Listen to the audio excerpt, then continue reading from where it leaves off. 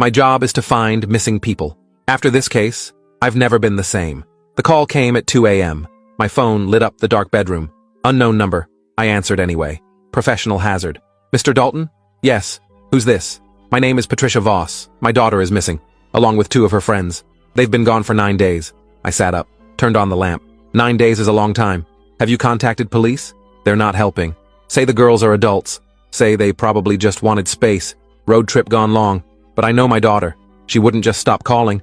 Not for 9 days. Something's wrong. I can feel it. Tell me everything. Patricia's daughter Megan was 22. Recent college graduate. Traveling with childhood friends Zoe and Iris. Cross-country road trip. Started in Boston. Headed west toward California. Route planned through small towns and scenic areas. They'd been posting on social media constantly for the first week. Regular updates every few hours. Photos at diners. Roadside attractions. Mountains. State lines. Happy smiling faces. Then nothing. Complete radio silence. Last post was from somewhere in Wyoming. Photo at a gas station. After that, they vanished. No posts, no calls, no texts, nothing. I took the case immediately. Patricia wired my retainer within the hour. $5,000 up front. More when I found them. She sent me everything she had. Phone numbers, social media login credentials, car description and license plate, blue Subaru Outback, 2019 model. Photos of all 3 girls, insurance information, credit card statements, everything a desperate mother could think of. I started with phone records. Called in a favor with a contact at Verizon. Got the call logs for all 3 phones. They painted an interesting picture. Regular calls and texts for the first 7 days. Then on day 8, all 3 phones went dark simultaneously. Around 3:15 p.m. Mountain Time. No calls out, no texts, no data usage. Like someone had switched them all off at exactly the same time. That wasn't normal behavior. Young people don't turn off phones. Ever. Especially not all together. Not unless something forced them to.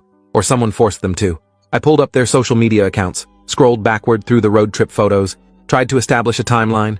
Day 1, they left Boston, stopped in Albany. Day 2, they hit Buffalo, Niagara Falls. Day 3, Cleveland. Day 4, Chicago. They'd stayed an extra day there. Navy Pier, Millennium Park, Michigan Avenue. Day 6, they were in Iowa. Day 7, South Dakota, Mount Rushmore, Badlands. Day 8, Wyoming. That's where the trail ended. Last photo showed all 3 girls at a Texaco station. Pumping gas, smiling, mountains visible in background, Wyoming license plates on cars in frame. I ran the image through reverse location software, found the exact station. Small town called Elk Ridge, population 800, middle of absolutely nowhere, 2 hours from the nearest city, surrounded by national forest. I called the Texaco. Phone rang 6 times before someone picked up. Yeah? Woman's voice. Older, tired, annoyed. I'm calling about 3 girls who stopped there about 9 days ago. Blue Subaru, early 20s. Do you remember them? Hold on. Rustling sounds. Yeah, I remember. Pretty girls. City girls. Not from around here. What about them? Did they seem okay when they left? Any problems? Any men bothering them? They seemed fine. Bought snacks, filled up, asked me about the scenic route west. Which road was prettiest? I told them Highway 16. Goes through the mountains. Beautiful views. She paused. Why? What happened to them? They're missing. Haven't been heard from since they left your station. Oh God. The woman's voice changed. Became worried. I knew something felt off. What felt off? Can't explain it. Just a feeling. Like someone was watching them. Watching the station. I looked around but didn't see nobody. Probably just me being paranoid. Did you see their car leave? Which direction? West. Toward the highway. Like I told them. Was anyone following them? Not that I saw, but like I said. I had a feeling. I thanked her and hung up. Pulled up Highway 16 on Google Maps. Long, desolate stretch. Winding mountain road cutting through forest. Very few towns. Even fewer services. Cell towers were sparse. Perfect place for something bad to happen. Perfect place to disappear. I packed my gear that night. Laptop, camera, recording equipment, weapon. License to carry in most states, including Wyoming. Drove out first thing in the morning. 12-hour drive from my office in Chicago to Elk Ridge, Wyoming. Arrived just after dark. Town was dead. Looked abandoned almost. 1 motel with a flickering vacancy sign. 2 restaurants both closed. Texaco station still open. That was it. I checked into the motel. Room smelled like decades of cigarette smoke and mildew. Bed sagged in the middle. Carpet was stained. TV was ancient. Didn't matter. I wasn't here for comfort. Morning came cold and gray. Temperature had dropped to 38 overnight. I could see my breath. Went to the Texaco first thing. Same woman working the counter. She recognized me immediately from my voice. You're the one who called. About those girls. That's me, Thomas Dalton, private investigator. She studied me. Looked me up and down. Assessing. You think something bad happened to them? I think they didn't just stop calling their families for no reason. She nodded slowly. My name's Dorothy. Been running this station 32 years. Seen a lot of people come through. Most keep going. Some don't. What do you mean some don't? Dorothy lit a cigarette. Took a long drag. This area, these mountains. Things happen out here. People disappear. Happens more than you'd think. How often? She shrugged. Once every few years, maybe. Usually hikers, campers, folks who go off trail and get lost. But sometimes it's different. Different how? She leaned closer, lowered her voice even though we were alone. Sometimes it's not an accident. I felt my stomach tighten. You think someone's taking people? I think these mountains are big. Lots of places to hide. Lots of folks living off-grid. Some of them. She paused. Some of them ain't right in the head. Has anyone reported this? To police? She laughed. Bitter sound. Police around here are worthless. Sheriff's department covers 3 counties. Got maybe 6 deputies for hundreds of square miles. They don't care about missing outsiders. Got their hands full with local problems. I need to drive Highway 16, retrace their route. You be careful out there, Dorothy said. Cell service drops after 5 miles. Radio goes to static. You break down, you're on your own. Could be hours before another car comes by. I'll be careful. I left. Got in my car. Headed west on Highway 16. The road was narrow. 2 lanes. No shoulder. Trees pressed close on both sides. Dense forest. Pine and aspen. Mountain peaks visible through gaps. Beautiful in a desolate way. I drove slowly, watching for anything unusual. Skid marks, debris, signs of an accident. Mile 5, the cell signal died. Just like Dorothy said. No bars. No service. Radio turned to static between stations. I was completely cut off. Mile 10, I started seeing tire marks. Lots of them. From many different vehicles over time. Nothing unusual. Mile 15, the road climbed. Switchbacks carved into mountainside. Steep drop-offs with no guardrails. Mile 20, I saw them. Fresh skid marks. Dark rubber burned into asphalt. They curved sharply, led straight toward the shoulder, toward the drop-off. I pulled over immediately, got out, examined the marks. Definitely fresh. Within the past 2 weeks.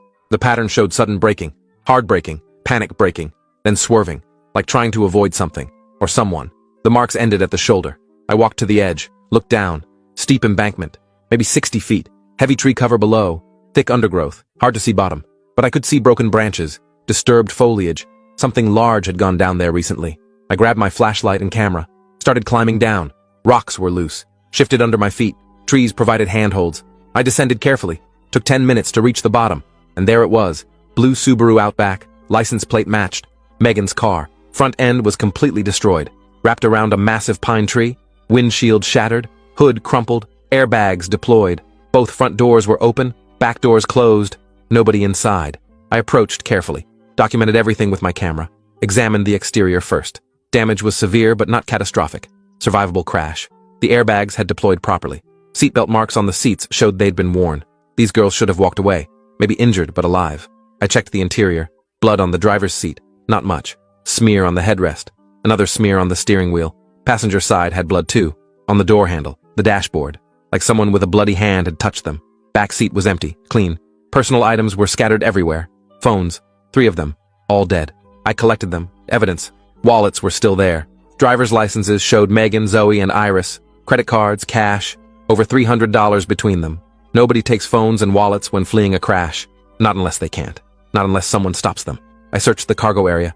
Suitcases were still packed. Clothes, toiletries, laptop, camera. Everything you'd expect from a road trip. Nothing missing except the girls themselves. I climbed out. Walked around the crash site. Looking for footprints. Signs of where they went. Found them quickly. Drag marks in the dirt. Multiple sets. Leading away from the car. Away from the road. Deeper into the forest. Someone had pulled them out. Pulled them away. Against their will based on the marks. Heels dug in. Resistance. I followed the trail. It led 200 yards through dense trees. Then it reached a dirt road. Narrow. Overgrown. Barely visible. But there. Tire tracks in the mud. Large vehicle. Truck probably. Heavy tread pattern. The tracks headed north. Away from the highway. Deeper into the mountains. Into the national forest. I marked the location on my GPS. Took photos. Then hiked back up to the highway. Took another 30 minutes. I was sweating despite the cold. Back at my car, I tried my phone. Still no service. I needed to report this. Needed backup. I drove back toward Elkridge. Service returned around mile 5. I immediately called the sheriff's department. Elkridge County Sheriff. How can I help you? I need to report a found vehicle. Possible accident with missing persons. What's the location? Highway 16. Mile marker 20. Vehicle went off the embankment. Blue Subaru. 3 occupants missing. Are the occupants injured? Unknown. They're gone. I found evidence they were removed from the scene. By who? Unknown. But it appears they were taken against their will. I'll send a deputy out. Stay at the location. I drove back. Waited at mile marker 20. Deputy arrived 40 minutes later. Young guy, mid-20s. Looked barely old enough to shave. Name tag said Deputy Mills. He took my statement. looked skeptical the whole time. You're saying someone kidnapped 3 women from a car crash?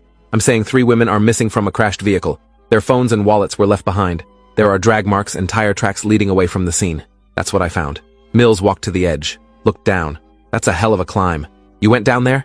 That's my job. I find missing people. He radioed it in. Talked to someone at the station. Came back. Sheriff wants to see you. Now. I followed Mills back to Elkridge. Sheriff's station was a small building attached to the courthouse. 1 story. Brick. American flag out front. Inside was cramped. 3 desks, filing cabinets, coffee pot. Sheriff was older. 50s maybe. Gray hair, thick mustache. Name tag said Sheriff Ryland. Mr. Dalton. I'm told you found a crashed vehicle. That's correct. With 3 missing occupants. Yes. 3 women from Boston. On a road trip. Been missing 9 days. Families hired me to find them. Ryland leaned back in his chair. And you think someone took them from the crash site? Evidence suggests it. Why would someone do that? That's what I intend to find out. Ryland was quiet for a moment. Then, Mr. Dalton, I appreciate your concern, but this is police business now. We'll handle the investigation. I found them. I'm not backing off. You don't have a choice. You're a civilian. No jurisdiction here. This is my county. My case. You need to step back. Let us do our jobs. I wanted to argue. Wanted to tell him about Dorothy's warnings, about people disappearing, about the drag marks and tire tracks. But his expression made it clear. He didn't want my help. Didn't want an outsider involved. Fine. I'll step back. But I'm staying in town. Those families hired me. I owe them answers. Do what you want. Just stay out of our way. I left. Drove back to the motel. Called Patricia. Told her what I'd found. She broke down crying. Is she alive? Are they alive? I don't know. But I'm going to find out. The sheriff won't let me work officially. But I'm not leaving until I have answers. Thank you. Please, please bring her home. I'll do everything I can. That night I couldn't sleep. Kept thinking about those drag marks, those tire tracks. Someone local probably. Someone who knew that stretch of road, who maybe caused the crash deliberately, who waited for victims. I pulled up property records for the area, looking for homes near that dirt road. Found 3. 1 was abandoned, foreclosed 2 years ago. 1 belonged to an elderly couple, unlikely suspects. 3rd one was registered to Leonard Voss. No other information, just a name and deed. I ran Leonard Voss through every database I had access to. Found a driver's license. Age 53. No criminal record, no arrests, no warrants. Clean on paper. But that didn't mean anything. Plenty of monsters have clean records until they get caught. I pulled up satellite imagery of his property. Remote location. 10 miles off the highway. Surrounded by forest. Large house. Several outbuildings. No visible neighbors. Perfect isolation. Perfect privacy. I needed to check it out, but carefully. Couldn't just drive up. Not if he was dangerous. Not if he had the girls. I'd need to surveil first. Approach at night maybe. See what I could learn before making a move. Next morning I drove out early. Found the turnoff. Unmarked dirt road exactly where the tire tracks had led. I parked my car a mile back, hidden off the main road in trees, grabbed my camera and binoculars, started hiking. The dirt road was rough, full of potholes and ruts. Hadn't been maintained in years, but fresh tire tracks were visible. Recent use.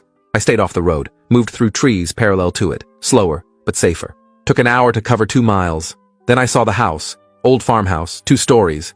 White paint peeling, windows dark, looked abandoned from a distance. But there was smoke rising from the chimney. Someone was home. I circled wide, found a position uphill with clear sight lines, set up my camera with telephoto lens, settled in to watch. Hours passed. Nothing happened. No movement, no vehicles, just smoke from the chimney. Around noon, a truck appeared, coming up the dirt road. Old Ford F-250, rusted, dirty. It pulled up to the house. Man got out, tall, heavy build, wearing work clothes. He went inside, came out 20 minutes later carrying something, garbage bags. He threw them in the truck bed, drove away. I waited until he was gone, then moved closer, approached the house from behind, stayed low, used outbuildings for cover. Got within 50 yards. The house was bigger up close, 2 stories, full basement based on the foundation, multiple entrances, main door, back door, basement access maybe. I watched for another hour. No movement inside, no lights, no sounds. The man didn't return. This was my chance. I approached the house carefully, tried the back door first, locked. Windows were boarded from inside, couldn't see in, couldn't open them. I circled around, found a basement window, small, half hidden by overgrown bushes. It wasn't boarded, wasn't locked, just slightly open. I knelt down, peered inside. Darkness, complete darkness. I listened, heard nothing. This was a bad idea. I knew it was a bad idea. But those girls might be inside, might need immediate help. I couldn't wait for the sheriff, couldn't waste time getting warrants. I had to know now. I opened the window wider. It creaked, loud in the silence. I froze, waited. No response from inside. I squeezed through, tight fit. My shoulders barely made it. I dropped down, 5-foot drop, landed on concrete, cold concrete. My flashlight barely cut through the darkness. Basement was huge, divided into sections. Storage area immediately around me, boxes stacked, old furniture covered in sheets, dust everywhere, smell of mold and decay. I moved forward carefully, quiet as possible. Wood stairs led up to the main floor. I tested each step. Some creaked, some were solid. Reached the top. Door was closed but unlocked. I eased it open, inch by inch, hallway beyond, dark, silent. Floorboards were old, creaked with every step. I moved through the house slowly, checking each room. Kitchen was dated, 70s appliances, dirty dishes in the sink, smell of rot. Living room had old furniture, TV, no decorations, no personal touches, just functional. Upstairs I found 3 bedrooms, all empty. Beds unmade, clothes scattered, signs of life but no people. Bathroom was filthy, no hot water, toilet didn't flush properly. This place was barely livable, but no sign of the girls, no sign of anyone except that man. Maybe I was wrong. Maybe this wasn't the place. Then I heard it, below me, in the basement. Muffled sound, like someone crying, trying to be quiet. I went back downstairs, fast, back to the basement, stood at the bottom, listened. The sound came again, definitely crying. But where? I searched the basement, shined my flashlight everywhere. Nothing. Just storage, just junk. But the sound continued, behind the walls. I examined every wall, knocked on them, listening for hollow spaces, found it. North wall, sounded different, hollow. Hidden room maybe. I pushed on the wall, it didn't move, pulled at the edges. Found a seam, hidden door, concealed panel. I worked it. Took 5 minutes to figure out the mechanism. Finally it opened. Narrow passage beyond, leading down, deeper underground. My heart was racing. This was it. This was where he kept them. The passage was tight. Dirt walls, wooden support beams, low ceiling. I had to crouch. Flashlight beam bounced off walls. 20 feet down it opened into a room, carved into earth, reinforced with old timber. And inside, the girls, all 3, Megan, Zoe, Iris, tied to chairs, gagged, clothes dirty and torn, faces bruised, eyes wide with terror. Oh my God. I rushed forward. Are you hurt? Can you move? They nodded frantically. Tried to speak through gags. I'm Thomas Dalton, private investigator. Your family's hired me. I'm getting you out of here. I pulled out my knife, started cutting Megan's ropes. They were thick. Took time. Behind me I heard movement. The passage entrance went dark. Someone blocking the light. I turned. Man stood there, the same one from this morning. Tall, heavy, holding a shotgun, pointed directly at me. Don't move. I froze. Knife in hand. Couldn't fight a shotgun. Not at this range. Who the hell are you? My name is Thomas Dalton. I'm a private investigator. These girls' families hired me to find them. The man laughed. No humor. Just cold menace. Private investigator. Came here alone. Into my house. Bad decision. Put the knife down. Now. I hesitated. Calculated odds. All bad. Put it down or I shoot you. Then I shoot them. Won't matter to me. I dropped the knife. Good. Now turn around. Hands behind your back. I complied. Had no choice. He approached. Kept the shotgun pressed against my spine. Pulled out zip ties. Industrial strength. Bound my wrists. Tight. Too tight. Cutting off circulation. Then he pushed me toward the corner. Sit down. I sat. He kicked me. Hard. In the ribs. I gasped. Stay there. He kept the gun on me. Looked at the girls. You brought him here. Let him write to me. Thought you were smart. Megan shook her head violently. Tried to speak through her gag. He ignored her. Turned back to me. You have a phone? Left pocket. He searched me roughly. Found my phone. Looked at it. Then smashed it against the wall. Screen shattered. Useless. Anyone know you're here? No. He smiled. Good. He left. Locked the passage door behind him. Heavy metal bolt sliding into place. We were trapped. Underground. No way out. I looked at the girls. Really looked at them. Megan had bruises covering her face. Black eye. Split lip. Dried blood on her chin. Zoe's left arm was wrapped in filthy cloth. Hung at wrong angle. Broken. Iris seemed physically okay, but was shaking uncontrollably. Shock. How long have you been here? I asked quietly. Megan made muffled sounds. Gestured with her head toward her gag. I scooted closer. Awkward with bound hands. Managed to pull down her gag with my fingers. She gasped. Sucked in air. 9 days. He took us the day we crashed. Crashed? We didn't crash. He ran us off the road. Big black truck. Came up behind us on that mountain highway. Rammed us. Zoe was driving. She tried to avoid him. We went over the edge. Hit that tree. We were dazed. Hurt. Then he was there. Dragging us out of the car. We fought. Tried to run. He was too strong. Had help too. His brothers. They brought us here. Threw us in this room. We've been here ever since. Why? What does he want? Megan's eyes filled with tears. I don't know. He barely speaks. Brings us food once a day. Water. That's it. Just watches sometimes. Stands there for hours. Just staring at us. We tried to escape twice. First time we almost made it to the passage. He caught us, hurt Iris, hit her. The second time Zoe tried to fight him. He broke her arm. Said next time he'd kill one of us. We haven't tried since. What about his brothers? Haven't seen them since the first day. Just him now. But we hear him talking to them sometimes. Upstairs, on the phone, planning something. Something about payment, about delivery. What kind of payment? Delivery where? Megan shook her head. We don't know. But it sounds bad. Like he's selling us. Oh God. I worked at my zip ties. Pulled. Twisted. They cut into my skin. Drew blood. Didn't budge. Plastic. Industrial strength. Needed a knife. Needed something sharp. I looked around the room. Bare earth walls. Wooden support beams. 4 chairs. Rope. Nothing useful. Nothing sharp. Nothing to cut with. We need to get out before he comes back. Before his brothers arrive. Megan shook her head. We can't. He'll hear us. The passage is the only way. And it's locked. Has to be another way. Always is. I studied the room more carefully. The support beams holding up the ceiling. Old wood. Some rotted. Some cracked. Maybe I could break one. 'Cause a collapse. Make noise. Someone might hear. No. Too dangerous. Could kill us all. The door itself. Metal. But the frame was wood. Old wood. Maybe I could break through. How? With what? I didn't know. But I had to try. Hours passed. Hard to tell time underground. No light except the single bulb. The man returned eventually. Carrying a tray. Food. Stale bread. Cheese. Water bottles. He set it down. Looked at me with cold eyes. Hungry? No. Your loss. He untied Megan's hands. Let her eat. Stood over her. Shotgun in hand. She ate quickly. Scared. He retied her. Did the same with Zoe. Then Iris. Never took his eyes off them. Never lowered the gun. When they finished eating, he picked up the tray. Looked at me again. You're causing problems. Making things complicated. My brothers are upset. Told me to get rid of you. But I'm thinking maybe you're worth something too. A man. Strong. Healthy. Someone might pay for you. Just like them. I said nothing. He left. Locked the door. I heard footsteps above. Walking. Then voices. Muffled. Couldn't make out words. But definitely multiple people. The brothers had arrived. Megan heard it too. That's them. Oh God. They're here. What do they want with us? She was crying. They're going to sell us. To traffickers. We heard them talking about it. About buyers. About money. Prices per girl. They've done this before. Other girls. Over the years. And no one stopped them? No one knows. These mountains. People disappear all the time. No one investigates. No one cares. Night came. The bulb stayed on. Harsh light. Constant. No darkness. No rest. The girls tried to sleep. Couldn't. Too scared. Too hurt. I stayed awake. Planning. Thinking. Had to find a way out. Had to stop this. Morning. The man returned. This time with both brothers. I saw them for the first time. One was older. Maybe 60. Thin. Weathered. Missing teeth. The other was younger. 40s. Heavy. Bearded. All 3 looked related. Same eyes. Same cold expression. The older one studied me. This the one who found them? Yeah.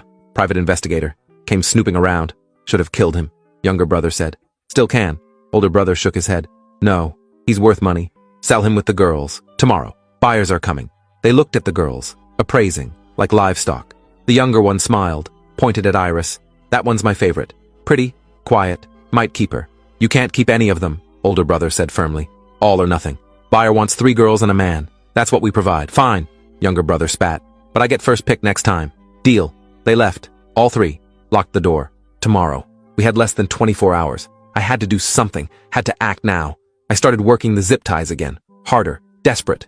They cut deeper. Blood flowed. Made them slippery. But still didn't break. Plastic was too strong. Megan was watching. There's no way out. We're going to die. We're not dying. I won't let that happen. How? You're tied up. We're tied up. They have guns. How are you going to stop them? I don't know yet. But I will. She laughed. Bitter. Hopeless. You can't save us. Can't even save yourself. Maybe not. But I'm going to try. That has to count for something.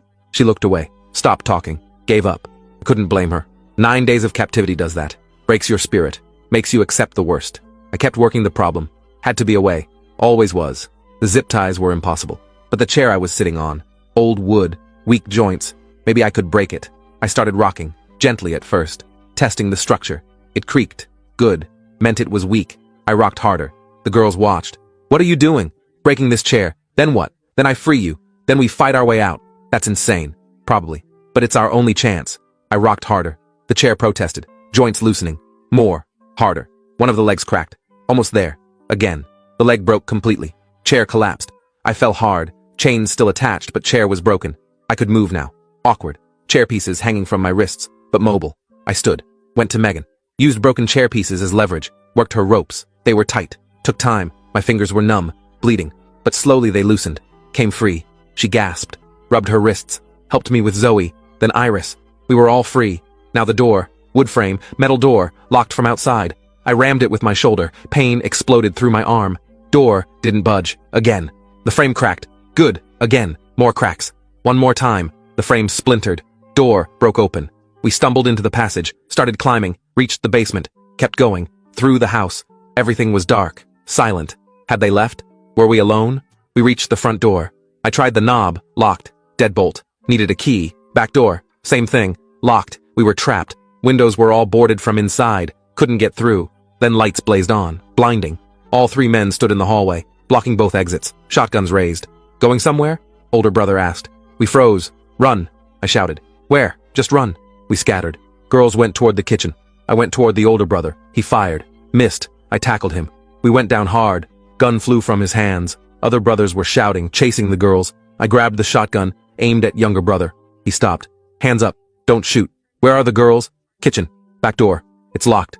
I backed toward the kitchen, keeping the gun trained on them. Found the girls. They were trapped. Door locked. No key. Window. I pointed. Break it. We don't have time. Iris grabbed a chair. Threw it. Glass shattered. She climbed through. Cut herself. Didn't care. Zoe followed. Then Megan. I went last. Behind me, the brothers were coming. I fired. Blast hit the door frame. Bought seconds. Climbed through. We were outside. Cold night air. Freedom. Run, I shouted. Where? Anywhere. Just away from here. We ran blindly. Into darkness. Forest surrounded the house. Thick trees. No moon. Couldn't see. Didn't matter. Just ran. Behind us shouting. Flashlights. They were coming. We crashed through undergrowth. Branches whipped faces. Roots caught feet. Megan tripped. I pulled her up, kept going. Zoe was falling behind. Broken arm made her slow. Iris helped her. We ran together. The lights were gaining. Voices closer. They knew these woods. We didn't. They'd catch us. I saw a ravine ahead. Deep. Water at bottom. Only option. Jump. I grabbed Megan's hand. What? Trust me. Jump. I pulled her over the edge. We fell. Seemed like forever. Hit water hard. Cold. Shocking. Current immediately grabbed us. Pulled us downstream. Fast. I held Megan's hand. Surfaced. Gasped. Zoe and Iris hit the water nearby. Current took them too. We were swept away. Couldn't control direction. Just held on. Tried to keep heads above water. The cold was brutal. Numbing. Exhausting. But behind us, the lights were fading. Voices growing distant. We were escaping. The river carried us for what felt like miles. Finally, the current slowed. We grabbed onto rocks, pulled ourselves to shore, collapsed, shaking, soaked, freezing, but alive. We made it. Megan gasped. We're out. Not yet. I managed to stand. They'll follow the river. We need to keep moving. I can't, Zoe said. My arm, I can't walk. You have to. We all have to, or they'll find us. I pulled her up. We walked, stumbled, through forest, away from the river. No idea where we were going. Just away. Dawn came slowly. Gray light through trees. We found a dirt road, followed it, walked for an hour, maybe more. Finally heard an engine, truck coming. I stepped into the road, waved, prayed they'd stop. The truck stopped. Window rolled down. Old man, weathered face, kind eyes. You folks need help? Yes. Police. Hospital. Please. He reached for his phone, already dialing. Sheriff Ryland arrived with 3 deputies. Ambulances came. Paramedics wrapped us in blankets, treated injuries. The girls were taken to the hospital immediately. I stayed, gave my statement, told Ryland everything. The house, the underground room, the 3 brothers, the plan to sell us.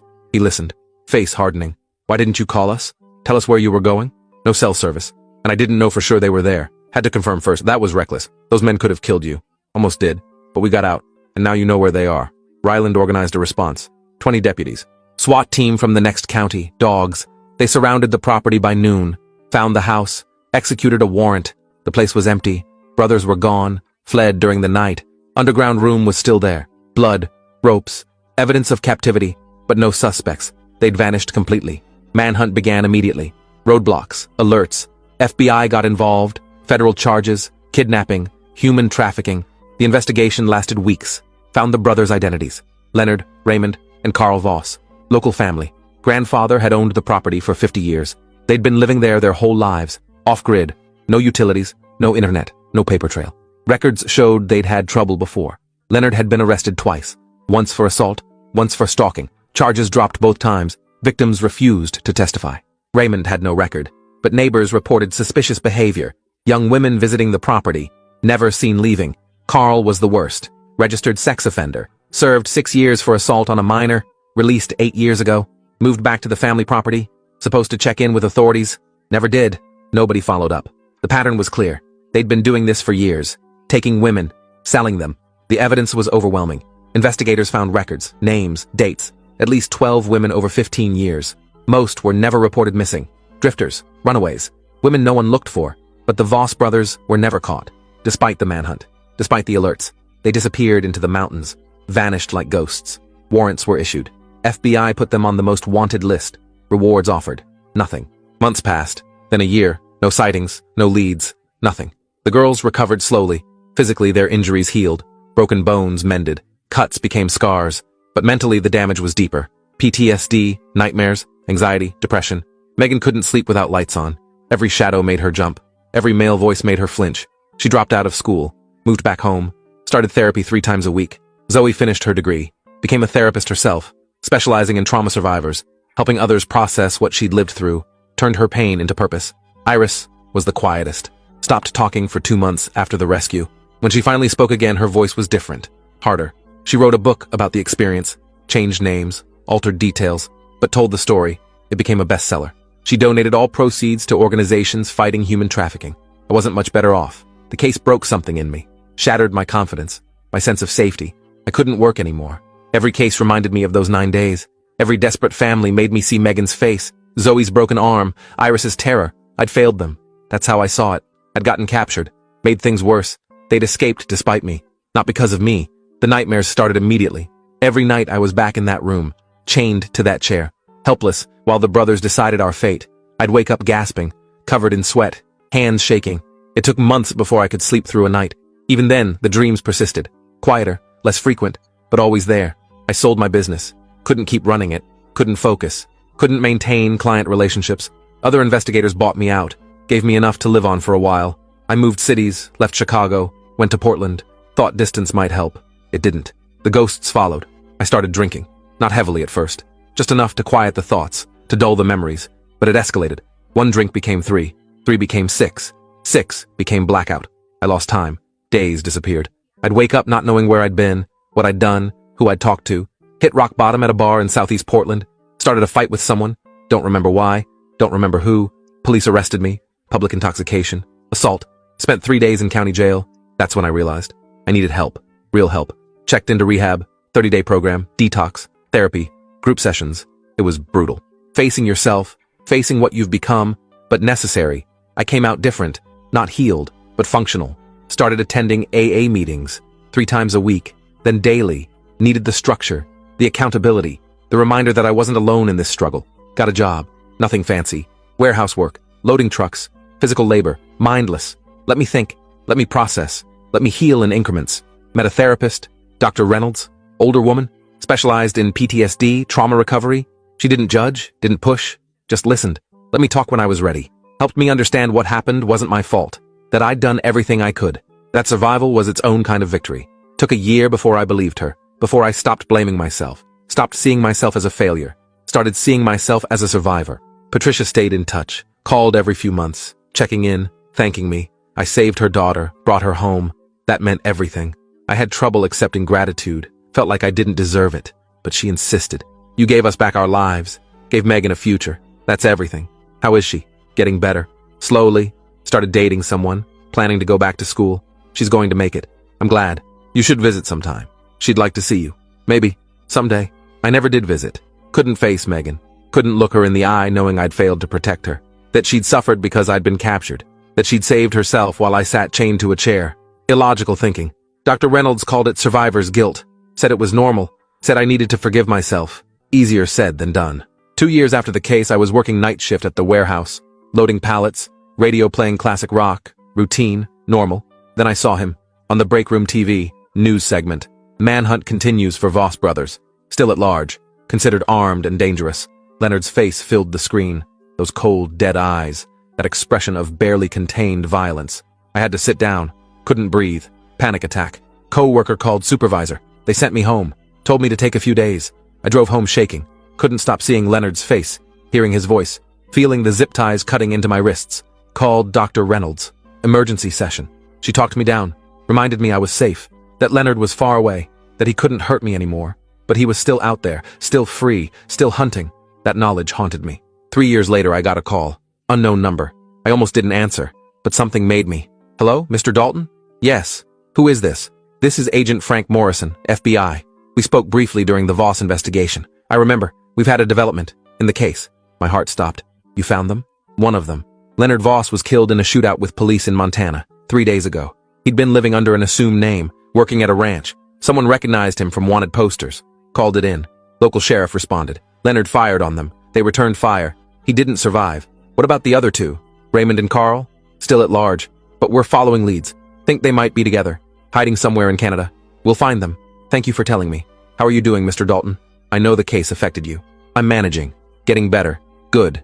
You're a hero. You know that? You saved those girls. Gave them their lives back. I don't feel like a hero. You should. What you did took courage. Took sacrifice. Don't diminish that. I hung up. Sat in silence. Leonard was dead. 1 down. 2 to go. It should have brought relief. Closure. But it didn't. Because Raymond and Carl were still out there. Still free. Still dangerous. And I couldn't do anything about it. 4 years after the case, I attended Megan's wedding. She'd invited me. Insisted I come. Said I was part of her story. Part of her survival. I almost didn't go. Almost made excuses. But Zoe called. Convinced me. She needs to see you. Needs to thank you properly. Needs closure. We all do. So I went. Small ceremony. Outdoor venue. Mountains in the background. Ironic given everything. But beautiful. Megan looked radiant. Happy. Healed. She saw me. Ran over. Hugged me tight. Thank you. For everything. For saving my life. I didn't save you. You saved yourself. We saved each other. She pulled back. Looked me in the eye. I mean it. Thank you. You came when no one else did. You risked everything. That matters.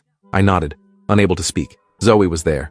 Iris, too. We sat together during the ceremony, watched Megan marry a good man, someone who knew her story, who loved her anyway, who helped her heal. At the reception, Zoe told me about her practice, thriving, helping dozens of trauma survivors, making a real difference. Iris had written a second book, fiction this time, thriller about human trafficking, using her platform to raise awareness. Both were channeling their trauma into purpose, into helping others, into making sure what happened to them didn't happen to anyone else. What about you? Zoe asked. How are you? I'm okay. Working, sober, seeing a therapist? That's good. Are you back to investigating? No. Couldn't go back to that. Couldn't put myself in that position again. Understandable. Trauma changes you. Changes what you can handle. You found us. Brought us home.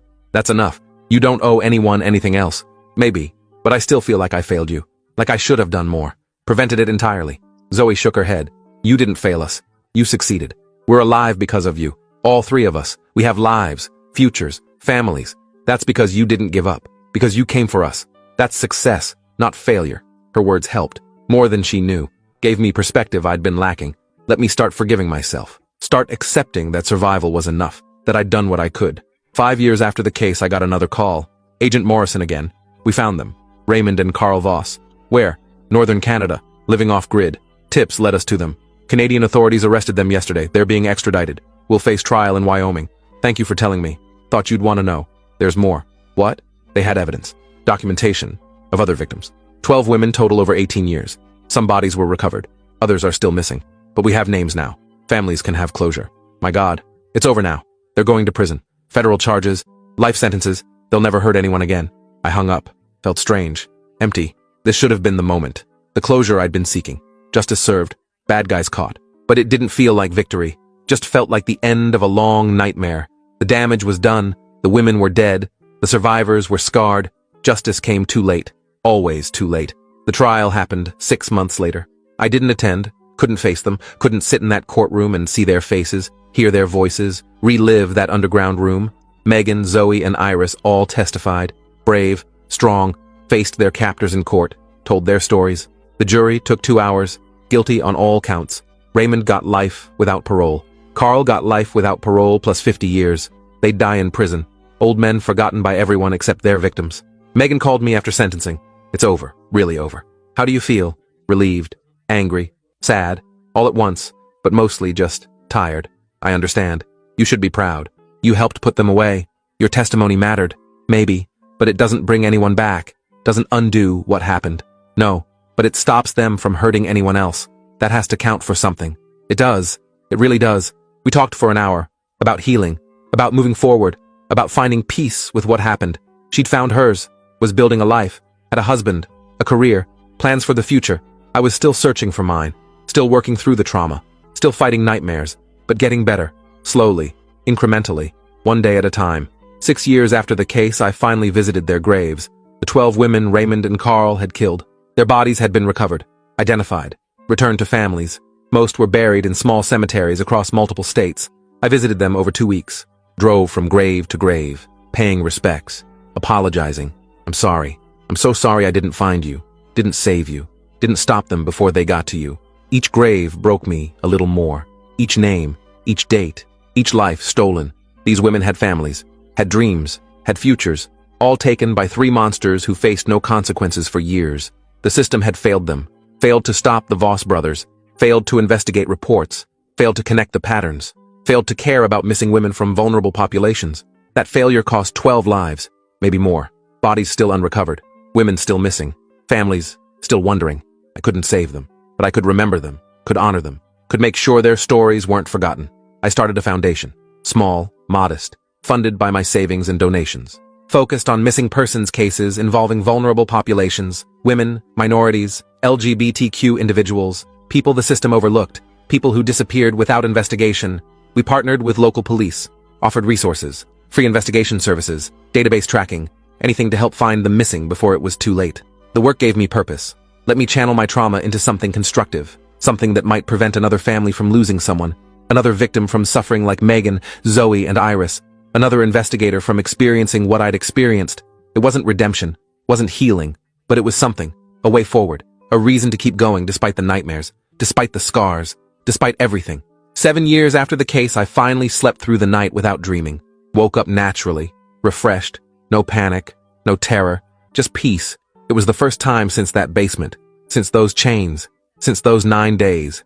Dr. Reynolds called it a breakthrough, said I'd finally processed the trauma, integrated it into my story without letting it define me, said I was healing, really healing. Maybe she was right. Maybe time and work and purpose had finally done what therapy alone couldn't. Maybe I'd finally forgiven myself for being human, for being captured, for not being invincible, for surviving. I still think about them. Megan, Zoe, Iris, the 12 women who didn't survive, the Voss brothers rotting in prison, Leonard dead in Montana. It's always there. Background noise in my mind. Reminder of what humans are capable of, the evil that exists in dark places, but also the resilience, the strength, the capacity to survive and rebuild. Megan got her life back, married, had a career, found happiness. Zoe turned her trauma into a calling, helped others heal, made meaning from suffering. Iris used her voice, told stories, raised awareness, changed systems. They didn't just survive, they thrived. That's what I hold on to. That's what gets me through the hard days, the flashbacks, the moments when I'm back in that room, back in those chains, back in that helplessness. They made it, built lives worth living, found joy after horror. They can do that. If they can transform that experience into something productive, something meaningful, then maybe I can too. Maybe my scars can be reminders of strength, not failure. Maybe my nightmares can coexist with purpose. Maybe survival is enough. The case changed me, broke me, rebuilt me different. I'm not the same person who took Patricia's call 7 years ago. That version of me died in that basement. This version is quieter, more careful, more aware of human capacity for evil, but also more aware of human capacity for resilience, for healing, for hope. I don't investigate missing persons anymore. Can't. But I help those who do. Provide resources, funding, support. Make sure they don't face what I faced. Make sure they have backup, have tools, have protection. It's not the same, but it's enough. Has to be. Because some cases don't end. Some trauma doesn't heal completely. Some scars stay open, forever reminding you, forever warning you, forever changing you. This case, these girls, these 9 days, they're part of me now, permanent, unchangeable. I carry them every day, in my thoughts, my dreams, my decisions. They shaped who I became, for better or worse. I'm the man who found them, who saved them, who survived with them, and that has to be enough, because it's all I have, all any of us have, our survival, our scars, our story, and the choice to keep going despite everything. To build meaning from pain, to find purpose in trauma, to help others avoid what we endured. That's my life now. Not what I planned, not what I wanted, but what I have. And maybe that's okay. Maybe survival is its own kind of victory. Maybe helping others is enough. Maybe peace isn't the absence of trauma, just learning to live alongside it, to carry it without being crushed by it, to remember without drowning in memory. 7 years later, I'm still here, still fighting, still trying, still healing in increments too small to measure but real, nonetheless. The Voss brothers took a lot from me. My career, my confidence, my sense of safety, but they didn't take everything. I'm still standing, still breathing, still trying to make the world safer than I found it. And maybe that's all any of us can do. Survive. Remember, fight, help. One day at a time, one case at a time, one life saved at a time, until the nightmares fade, until the scars become stories, until the trauma becomes just another part of who we are. Not all we are, just part, and maybe someday that'll be enough. Thanks for watching till the end. Make sure to subscribe and like to not miss the next story.